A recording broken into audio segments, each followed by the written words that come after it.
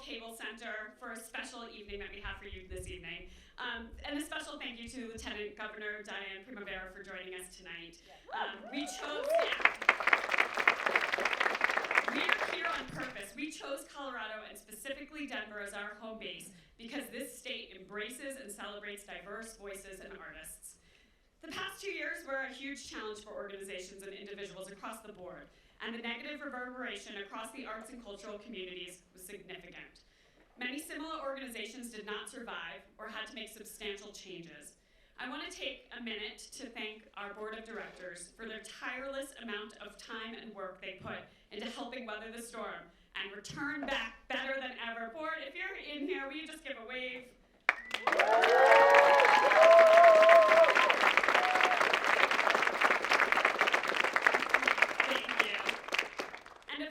To our sponsors, truly many of them stuck it out with us through the pandemic. We have new sponsors that came on board. Thank you to Hyde Park, Liberty Global, Once Upon a Time, Xfinity, Bank of America, Citi Private Wealth, Visible, JP Morgan, Dilettante, Unreal, Kaz Matthews Fund, Denver Film, and so many more. We are here tonight because you continue to believe in our work and our amazing community of content creators. Thank you.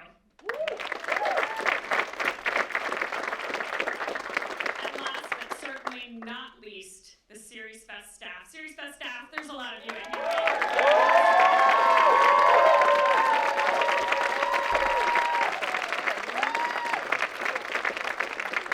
The best thing I've learned is to hire the best people around you because they make you look good. And I have to say, this is the dream team. SeriesFest staff, I love you all so much. Your work and has been your tireless work through the last 6 days, let alone the last few months, has been incredible to put this amazing event together. So thank you, staff and volunteers. Well, I noticed a lot of familiar faces, so I know most of you have been here with us and enjoying an incredible 6 days of jam-packed programming, from our independent pilots, network premieres, to Red Rocks, which was mentioned, and just nothing compares to being back in person. Community is the most important aspect of SeriesFest, and you are all now SeriesFest family. So let's get to tonight. We have a sort of special dual presentation tonight. We're going to start with an innovation talk, which I'll get to in a minute, and then following it, we're going to roll right into the awards ceremony, and then right out to a closing night party. So stick around for all of it, but on to tonight's presentation. Our Innovation Talk series is presented in partnership with Liberty Global, and we've got a very, very special guest with us this evening. You may know Kamau Bell as a stand-up comedian or the host of the Emmy-winning CNN docuseries United Shades of America, but you should know him as a prolific activist and creator with the recent Showtime docuseries We Need to Talk About Cosby. If you haven't seen it, check it out. It's really incredible. SeriesFest is so honored to present a remarkable conversation. Please welcome Kamau Bell and Eric Deggans, TV critic from National Public Radio, to talk about the intersection of entertainment and politics.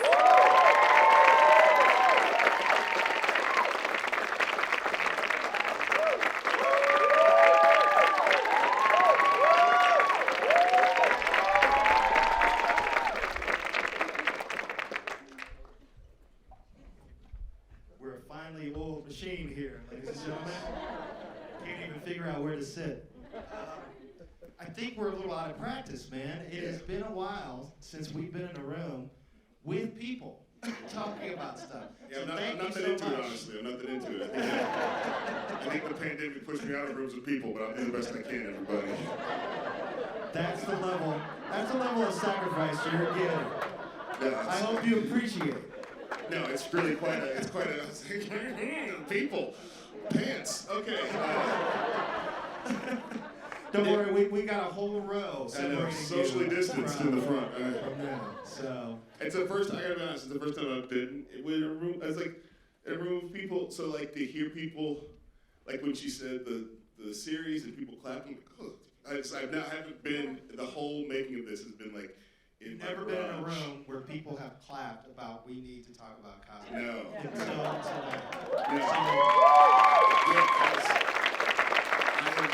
been on the internet where people have yelled at me about it, but I haven't been in a room where people laughed. Well, that's interesting because that's kind of where I wanted to start things. We're going to talk about United Shades. We're going to talk about your upcoming book. We're even going to talk about your doc about Chris Rock, maybe even Totally Biased. I mean, that's where we fell in love. That's right. But I wanted to start. That's a weird thing to say, huh? I'm so not used to being outside. No, but you were I am man one of the enough critics. to admit. Yeah. I'm man enough to admit love. No, I'm saying, but my timing's off. I haven't done comedy in 4 years. But like, you were one of the critics, one of the TV critics who championed Totally Biased back in the day, which was on FX, and then FXX, and then FXXXXX. Yeah. That was an uncut version. Yeah.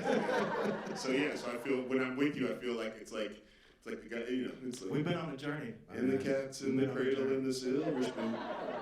But I did want to start with, you talk about people yelling at you, and it's so funny. Like this is probably like the third time we've talked since We Need to Talk About Cosby has come out, and every time I start with, "How are you doing, man?"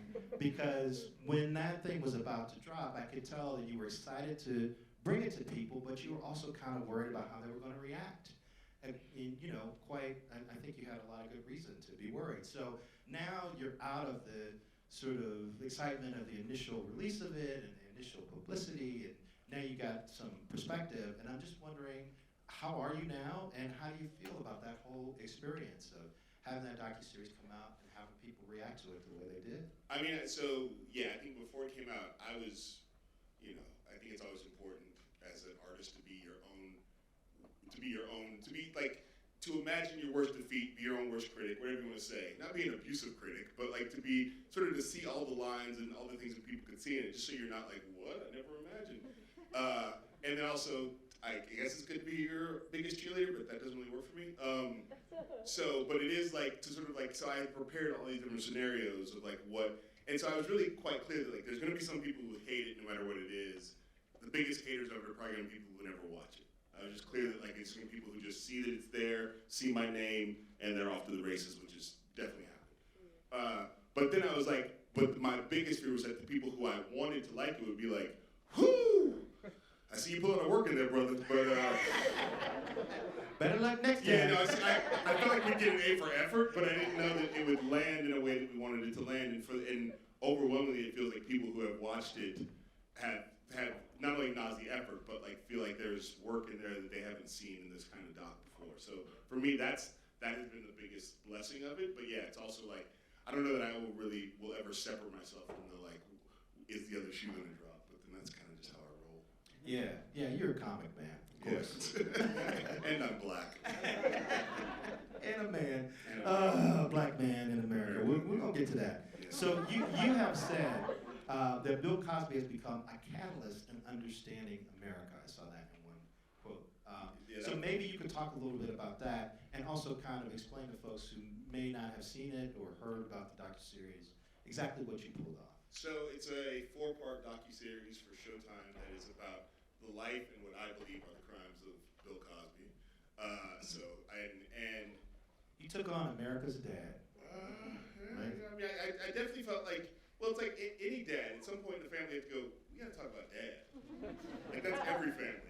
At some point, it doesn't always have the same discussion, but at some point you need to talk about your parents. Like we need to talk about our parents. So I feel like it is done very much that way. Like this is the part of Bill Cosby that I feel like benefited my life, and feel like the part of Bill Cosby that benefited other people. And this is the harmful part that many of us have discovered over the last 10, 15, maybe 20 years now. And so for me, it's about like, the doc is very much like, if there's tentpole doc that is inspired by, it is Ezra Edelman's O.J. Simpson Made in America, which showed like, if you're going to talk about this crime, you sort of need to know about America in the process. And so the doc is very much relying on that. I need to tell you about the history of his career and the history of America to sort of get here. And then it's inspired by Dream Hampton's like groundbreaking, justice-creating Surviving R. Kelly, which was like, if we're going to talk to survivors, we need to let them talk. We're not going to reduce them to sound bites. We're not going to just use archival of survivors. We're going to let survivors of sexual assault and rape talk, and so we can feel them as real people. So for me, those are the two things that I was sort of like thinking about as we were making it.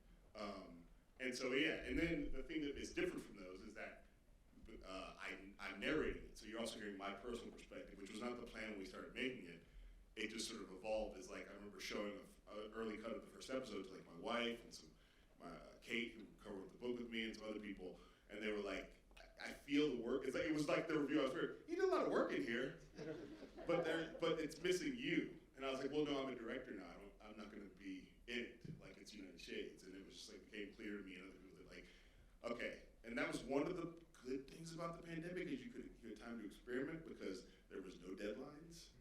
So I could just go to my wife's closet, record some VO, and send it to the editors, and it would really be me VO in my wife's closet, just like, I don't know, maybe, and I would just talk.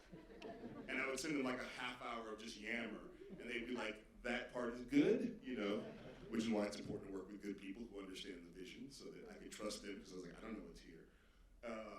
And so that really is the thing that sort of takes the through line through that I really was not planning at the beginning, was that I am sort of narrating it from my perspective. You know, one of the scariest lines of VO is when I go, my name is Kamau Bell, and I'm a child of Bill Cosby. And it's just like, when I recorded, I can really take back to the moment where I was like, what the fuck am I doing? like I'm gonna just put myself out there, you know, but that's how my career works. It doesn't make sense. It doesn't read well on paper, but it's just like, but it is about like, I find myself in these positions where it's like, I feel like I gotta go this way, even though common sense says to go that way. So, and you know, essential components of that was believing the survivors, not really making an effort to talk to Bill Cosby, and deciding to talk about his place in Black history and how we were going to lose parts of Black history if we completely sort of lost him. Yeah, so I think that like and also, you know, because he was America's dad, as we say in the doc, he wasn't Black America's dad, he was America's dad. His place in American history, as Roland Martin says, you can't talk about America in the latter half of the 20th century without talking about Bill Cosby. So for me, it was like talking about the idea of like, if we're going to cover it, it has to be sort of you know, there are certainly, and there have been things done about just the survivors or just the crimes, but I really was like, this is the conversation I feel like I'm having with people. Like, what do I do about the fact that if somebody asks me in the media, as happened during Totally Biased, who are the comedians who you loved when you were a kid? Now, if I don't say Bill Cosby, it's like, how are you a Black man at this age and you didn't have Bill Cosby in your life? But if I do say Bill Cosby, it sounds like to some people like I'm not believing the survivors. So this film is about like trying to like claim the space of like, let me say Bill Cosby. It's like improv and, you know, yes Bill Cosby and all this other stuff. So, yeah. And it felt like that was a conversation that like Black folks needed to have too, especially. Was like, how do we proportionalize? How do we recognize what he achieved, but also sort of pay full attention to what he's done? Yeah, and that's also part of the bigger discussion in America about like, America has never done a good job of listening and supporting, specifically, it's a film talking about women who have stories of being sexual assault victims or victims of rape, who just never full stop, no matter what your race is. But then if you are a woman of color, a Black woman, Indigenous woman, it just gets worse. So for me, it was about like, you know, as someone who sort of came to the knowledge of like realizing, and you know, very early in the doc, if you haven't seen it, I was very clear, like I have to say I believe the women, because I don't want you to think this is like, I don't know what to believe. It's not true crime. We're gonna find out over the next 4 hours. It's not serial. Yeah, it's not. I was like, first of all, I'm not doing that. And so I was like, and then you said, well, am I giving away the twist? No, the twist is not that. So it was like very important to say it up front. And so, but for me, as like a person who wrestled with like how to talk about it in public before the doc, like I didn't even know how do I talk about this without getting into the whole discussion? And is it okay for me to say, the Cosby Show changed my life? But now sort of is it okay to say that? And so this doc is about that discussion that Black folks are having. And it's also about the fact that like the reason why I think many Black folks, we focus on Bill Cosby so much is because we have a deficit, because white supremacy in America does not allow us to get all the role models and heroes that we should have in the public sphere, because white supremacy holds them back or assassinates them. So I get why it's like and plus Bill Cosby was such an outsized hero that it was like he was, you know, America's dad. of all the ones we don't want to lose, that's the one that feels like we can't lose that one. That's the biggest one, you know. And so I get where that comes from. I totally get it. But I also feel like, what are we doing if we don't have a better conversation and understanding of sexual assault and rape in America, and specifically, and also some of it's about like disabusing the misinformation out there about the women to go like, oh, it's all white women. No, a third of them were black. And also about like, well, why are we prioritizing one black man over all these black women? So for me, it's just like, it's a complicated discussion.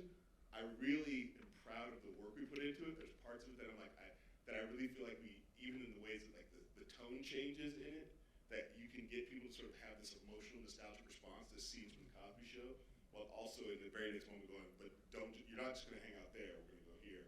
And I thought that might be too much for people, but people seem to get that this is how you have the discussion, because I felt, the way I started thinking about it was like, if I had a dinner party at my house and invited the people in the dock over for the dinner party, and at the end of the meal somebody was like, what do you guys think about Bill Cosby?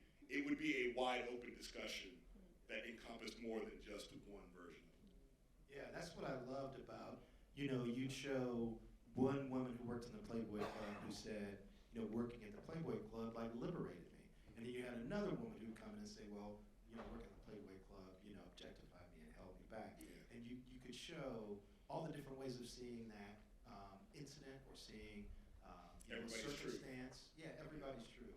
Yeah, and that was where I really realized like this is like a dinner party conversation. Like these two women would have this conversation and could have it with each other. That's how I feel about it. Here's how I feel about it, and they would still be able to have a discussion and respect for each other. So it didn't feel like I didn't want to like say it. The film was not choosing one over the other. The film was going and it makes sense in the film. The black woman who's like coming from where she came from was like, that job paid me a lot. I was happy to have a good job. I felt protected. And then the white woman who comes from a different life feels like I felt objectified and broken as a piece of meat. And you get, knowing how this country works, why that would be the case between these two women. Exactly. So this is called an innovation talk. So we do have to talk about innovation. And one of the things I know. I was worried about it. I don't know how to do it. There's a reason why I got that degree from Indiana University. So, you went to University? I sure did. My mom did too. Oh, all right, we'll talk about that later. So, no, I think it's very important to talk about right now. Go Losers. They talked about University for 45 minutes. Go Losers. So, but seriously, like, now that when I looked at the piece, I thought to myself, and I've said this to you, this feels like a culmination of everything that you've done. Your work as a comic, your work as a director. You had directed a documentary before this. Your work on United Shades, inspiring all these different conversations. It felt like it all kind of came together in one big swing. And I'm wondering, as you were working on this, did it feel like you were innovating something? Did it feel like you were on the verge of doing something that some people might say is one of the best things you've done? I mean, I would accept that as one of the. I think it's definitely the best review thing I've ever done, which whatever that means. Exactly. Like people like me like it. Yeah. It's like I've never looked at my Rotten Tomatoes score before because I was scared. But so it definitely was like I feel like I'm aware of the fact, and so then you go, what's the lesson from that? Not the reviews and everything, but what is the lesson from this being reviewed well? What is the lesson from this getting into that this content is getting to places that the other content does not? So I definitely think that like I'm always thinking about that, and what does that mean going forward? What is but I was I would never think of it as innovating because I think that would make me an asshole. I'm saying there are people who can think that way. I'm not saying that's not the case. The iPod is dead today, but I certainly think that Steve Jobs was like innovating and trying to innovate. But even though he didn't really invent anything, but we can have all the discussions. Now you want to talk about that? Okay. Yeah, I'm just saying. I'm not good. I hear somebody go, "Oh, you're bringing up Steve Jobs." No, I'm not saying that. I'm saying that this is how my brain works. So, and I haven't talked to people for a while. So, just get comfortable. But I definitely, in all the work I do, it doesn't feel. I feel like I'm trying to make an effort to do something that I haven't seen before. That doesn't mean it's always innovative. It just means like I'm sort of like, oh, that's a moment I feel like I've never seen on TV before, or that's a way of talking about it I haven't seen on TV before. So I think that I'm always thinking about like how can we approach this from an angle that doesn't feel like, oh, it's that thing. Oh, he's doing the thing that people do. So, and I definitely felt like with this, the thing that I felt was like, I hadn't seen before was the way in which I feel like there's jokes in this thing. Like there's like where I was like, this is funny, I'm gonna say it into the microphone, or the way in which we cut this together, it's gonna be cut together in a way that could be funny if you think this is funny, and then and the way the tone changes, and some of it is edited pretty frenetically, and then it gets to Survivors and it slows way down. And so for me, it's like, it's not all one thing or the other, and those sort of tone shifts I thought were something I hadn't seen before. Like if you watch, I watched Surviving R. Kelly once, and was like, I got it. Because it was really great and impactful, but it was not something that I was like, I want to watch that again. But I think that's actually what, but the point was made, you know? I think I was like, I get it. I don't think Dream was trying to make something that was like, there is an active crime scene, I need your help solving the crime. And I think that's what that did. And I think where there's other things where you go, I don't know why, I just want to watch that again and see if I can understand that better. Like for example, Made in America, O.J. Simpson, it's about a brutal crime, but there's ways in which that is directed that it's like, I'm sort of like, how did he get from here to here? How did this happen? And I think both of those are equally effective and important in what they did. But I think that I was aware of trying to get some of the things that I hear people who are like, I was going to watch one episode and then I watched all 4 in a row, and I'm like, that's not what you're supposed to do. But just because I think it's a lot. Yeah. But I think that there's a way in which we put it together that it does sort of the story drives itself, and this is editors, this is not just me, that the story drives in a way that I think that you wouldn't expect a story like this to drive. So. Yeah, and one of the things, I don't know why this occurred to me, but when we talked about the docuseries, of course you said one reason why you wound up narrating it is that a lot of people you asked to speak said no. Mm-hmm. And you started to realize, man, maybe I need to narrate this just because we're not going to have a lot of people that we wanted to have on camera talking about this. Yeah. Now that it's been out and people have reacted, has anybody circled back and said, I wish I talked to you, or now that I see it, I wish I had opened up and provided something? No. No. Next question. I mean, here's the other thing about it that is very key to understanding is that when we started making it, Bill Cosby was in prison. Right. And it seemed like he was going to be in prison for the rest of his natural life or until he was a very old man. And he got out, and nobody was expecting it on his side was expecting it, but nobody was expecting it on the people who believe the women. And so I think that if you were somebody who didn't want to talk about it before, him getting out of prison did not make you go, oh no, I wish I talked about it. The streets got much hotter. And I think I think in that sense, Trevor Noah admitted that I asked him, and he said he didn't do it because he doesn't have a connection to Bill Cosby growing up in South Africa. Don Lemon admitted that he was asked, and he says CNN wouldn't let him do it, which I work part-time at CNN, so I can understand that. But those are the only 2 people who have come out, and I've been very clear, I'm not going to out anybody. Sure. That's for them. Okay. So one of the things that I love about the docuseries is that it is a conversation, and it's a really important and intense and difficult conversation. And I'm wondering, again, now that it's out, and it's been out in the world, what have you learned about how we have conversations? And have you learned something that you've been able to carry forward to the conversations that you're having on United Shades, or that you will be having when you do stand-up? You're assuming I'm going to do stand-up. Well, I hope you will be.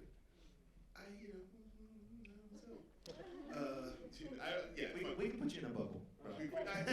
It's funny. I don't know. There's just that's a whole other. I mean, I had this conversation with my wife. I'm like, am I retired?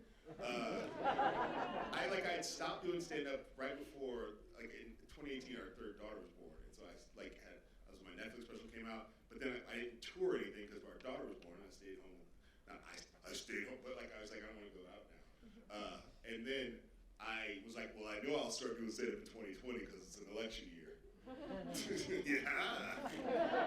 And so then now I'm just and then I saw my friends going back out, and comics going to do stand-up. It was when it was early to stand-up comics with, there was healthcare workers, delivery people, and stand-up comics in the early days of the pandemic. We got to get out there. Definitely an essential worker. Yeah, it was just, I think essential. I got to pay my rent, so we don't have unions. And so it was just like, I was like, I can't do that. Now it's like this thing where it's just my life is just sort of like, things are just so different now that I think about stand up every day. I think about it all the time. I think about jokes. I was talking to you earlier. I was like, oh, that's funny. I should write that down if I do comedy in 2057. But yeah, and then also this doc has really sat with me in a way that like, it feels like, by talking about a famous comedian, am I out? Like, there's just the weird sense of me, like, did I sort of like turn state's evidence? You know what I mean? Like, did I, so this is me inside my brain. But yeah, I learned a lot about myself in having conversations with people about this, specifically the survivors, that we would do all this work to like, before the survivors would show up, and a lot of the interviews were done over Zoom, to like sort of like, almost like as if they were gonna come in delicate. But these people, whatever happened to Bill Cosby was a long time ago, they've agreed to show up, they came here to do the work, and so in some sense, we were more delicate than they were. And the more I sort of like, just like sort of met them where they were, and some where there was different frames of mind, some people were more likely to joke than others, some people like needed to warm up a little bit, and so we would schedule like a 2-hour interview, and it'd go 3 hours, just because it was like, it just took whatever time it took, which drove producers crazy, but but it was just like, and there was things you go, I need to ask this question you didn't ask. I learned a lot about like really, it's funny, a lot of it I thought about like the TV show Chopped, that at some point you just get what you get and you make the best out of it. And I think as an artist, that's really important to accept. That at some point, this is just the ingredients I have, and it's on me to make the best out of it. I can't be mad that we didn't do this. I mean, I can't, you sort of like, as we say, bless it and release it. Just like, Anyway, because you gotta get to the work of making the things. There was a lot of like, just understanding that, and I would say that you get what you get, you don't get upset. Like, you just sort of like, this is what we have to work with, and we will answer the questions in the edit when we put it together, which as people know, the edit is where like, it's like you can really fix a lot of things or invent new things that you didn't know you were gonna have. So. Exactly, and I've heard a lot of people here at SeriesFest say exactly what you said. You get what you get, and then it's up to you to kind of make magic out of it. That's where the actual, artistry comes in, is the putting it together. Because, I'm quite sure that you could give me all the footage from The Godfather and go, you make your version of it, and it's not going to be, you know what I mean? Like, it's like the footage is great, but you got to know what you're doing to put it together. So I think that that's the thing I sort of, and I learned a lot about myself, that like the way in which United Shades is made, I'm like a voice of the show, but I'm not the director, I'm not in with the edit. And so there's sometimes when I'm like, is that what you thought this was? And I have to go, I don't think that's what I thought it was. And sometimes they're like, well, it's the fine cut is due today. I guess that's what it was. So, and Do you find you have a stronger creative voice now on the episodes of United Shades that you've done since you've done the doc? I mean, we were making them, like, we were into the edit of the Cosby thing while I was doing the new season of United Shades. So there was a lot going on. And so, on some sense, United Shades, it is about turning it over to somebody else and letting them do the thing, but it's also like, everything was just, I mean, there's also the side of this now that is like, I don't know if you guys have ever tried to make content in a pandemic. If anybody here knows what that's like. A lot of grounds. Yeah. A lot of grounds out there. There's just some stuff you just gotta let go, because it's like, if I die on this hill, I'll be dying on hills all day. And so there's just some of this that is like, because I was in the edits for Cosby and this, that like, United Shades is by definition a more collaborative process. And I will say this, I definitely, and so Cosby was very collaborative too, but there's a different sense of like being the last word on the Cosby project versus being one of the last words on United Shades. So they definitely felt like there are things that I did with Cosby that like I've tried to do with United Shades, but just haven't sort of come together. That I feel like, I was like, oh, that thing that I always thought would work, it seems like it worked, yeah. So it's just, a lot of this is like, it's so hard to disentangle the difficulties of show business, that is the difficulties of show business, and the difficulties of like institutionalized racism that just doesn't want to listen to black people. So, give me a for instance. So there have been, I've talked about this before, but there would be times where, like on United Shades, early days, not now, where I thought I was being told something couldn't happen because it didn't make sense, and then later I got more experience and realized I was being told it didn't happen because they didn't want to listen to me. And then I looked around and realized I was the only black person on the show. And then you go, I'm gonna put that up to institutionalized racism. So there's, and I mean, this is true of like, if you're, the LGBTQ community, if you're a woman, especially if you're a woman of color, if you're, trans, you sort of, sometimes you're like, are you being a hater or are you being an asshole? Like, it's like, which seems the same, but it's like, are you not listening to me because of because of my identity? There's a word for that. What's that? Attributional ambiguity is what it's called. See, this is why you hang with people from Indiana University. who teach at Duke University. Anyway. Now you're losing people. But I had to humble brag. No, it's that idea where when something happens and you're not sure if it's happening because of your identity or if it's happening because of some other reason. Yeah, that's I'm gonna, please email that to me. Because there's something, I would just go, that's what I called it. But yeah, there's just times where you're like, I don't know. And then there would be times where, like, there was a time making of the Cosby doc where we had, where there was an argument, there was about pulling a bite out that was just like, I just feel like this is extra. And and the person who wanted to pull it out was like, I just feel like it's extra. And I was like, no, it's actually a different viewpoint from the type of person who doesn't normally get to say this. So and there was a back and forth, I just feel like it's extra. And it was sort of brought up several times. Anybody ever had this where, like, what, white men do this a lot. I'm gonna say this one more time. And I'm over him. So I'm not like, it was just right. So I was like, no. And finally I just was like, and this is this is the kind of unpaid labor that people who are not white men have to do a lot, where you just go, all right. I was at home one night, I was like, cracked my fingers, was like, wrote him up, like where I was like, you as a white man are experiencing this as extra, but what you're not hearing is that this person who's not a white man is saying something that many other people believe who are not white men that doesn't really get to be said. White heterosexual cisgender man. And to his great credit, he's one of the good white men, he was like, I think you may be da-da-da. Now, not everybody has the authority to do that, or has the time to do that, or has the fucking energy to do that in the middle of a pandemic. But I was like, I'm not gonna take this bite out, and this is also my attempt to not be like, just pull like a power move and go, fuck you, this is what I said. That's very nice of you, because that's what I would have done. See, when you're a giant black man, you have to really hold that card for like the moment that you need to have it. Because if you use it twice in a week, you might get security! Yeah, exactly. And so I'm hyper aware of like when I get to pull that card or when I get to go, like that's in like, when you get to sort of like, as my wife would say, stand up to my full height and stand over people and be like, that's not what we're doing here.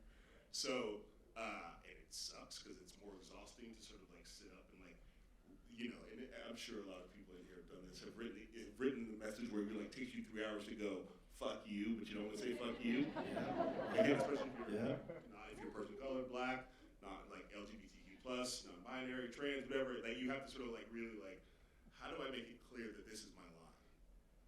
And in show business, which is like the rest of America, especially in show business, the lines have been set up to grease the halls of power for white cisgender men, And then sort of you go down the list of who's able to do this. And so for me, it's just like knowing that this is the business I'm in, knowing that like that I can't explode on this one because I gotta hold this explosion card, for the right time. And like sort of like also like I really would rather we were able to just work in good faith together than me have to just say I'm in charge. That's what's amazing to me about that is that I think for some people in this room they'd be surprised to hear that you, as the star and director of the project, had to go through that much shit just to keep a line in that you thought was important. Mm-hmm. And also, when you were telling that story, I was saying to myself, if you weren't the director and star of the movie and you wrote something like that, that would be the beginning of a cascading series of issues where you'd be off the project like 2 weeks later. Yep. And I'm sure there's people out there who've been through that. Yes, and I think that's again, this is where it gets back to my career of like, you know, it feels like the tide is taking me that way, but I just feel like I want to go this way. So I'm always aware that like, because I'm always sort of doing that like, that means I'm going to only be, that certain choices are only going to be available to me, and there's certain things I'm just not going to be invited to do and certain times you have to be, like there have been times in my career, several times, even up till, like, where I've turned to my wife and be like, so if it's over, we're cool, right? Like, if this whole thing falls apart because of this. I mean, the Cosby thing was one of those things, like, if this cancels me in show business, not that cancel culture is real, but you know what I mean? Like, if I can't get hired again, cancel culture is not real. But, you know, in the way we talk about it, we can talk about really defined versions of it, but not just as a general. But, like, if I do this and it sort of, like, means that, like, nobody in show business hires me again, we're cool, right? And luckily I'm with the person who's like, yeah, I think we're cool, you know? So she's got college degrees, we'll figure something out. She'll be the tenured professor at some university, and I'll be the guy who, like, gets really good at, like, cooking, you know? So, It's nice to know you have a plan B. I do. Now that Starbucks is starting to unionize, I got a plan C. So I do want to talk a little bit about United Shades of America, the CNN show that you do. And One person? So United Shades began, I remember, I think like in the first episode you joked that the initial pitch of the show was about a black man going places he either shouldn't go or wasn't expected to go. Yes. And I wonder, and you know, in that first I was episode, going to say it was like parts unknown with racism instead of food. this particular racism, chef's kiss. Yeah. So, and you went to the KKK, you know, First the pilot nation's episode, foremost purveyors and cookers of racism. I don't know if they're foremost anymore. We got a lot of elected officials who are That's taking true. that title. That's true. You're from Florida. Yes, sir. Yes, sir. But I'm wondering, is that still a big part of the mission? Has the show's focus kind of changed over the years? I mean, Yeah. you're on the 7th season now? This new season will be the 7th season of United Shades of America, which puts me in the Showbiz Hall of Fame. We get to 7 seasons of television. Yeah. 7 seasons of television on CNN. On CNN. I mean, it's a little bit of a. I mean, I thank God for CNN in this one. Okay, look. That like they do a Be very. careful now. You don't want to get canceled because of this. Yeah.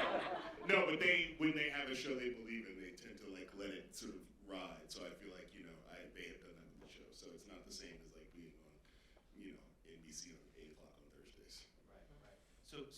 So tell me how the mission of the show has changed. So for me, I have changed. If you look at the guy who's in the first episode to the guy who's in, I feel like the first episode is about me talking to the Klan, and then we did an episode at the beginning of season 5, which was called "What Do We Do with White Supremacy?" Something like that. That was basically like a sequel to that. It was like a more like grown-up, refined version of talking to the Klan, like talking about institutional and structural racism in a way that wasn't just the Klan.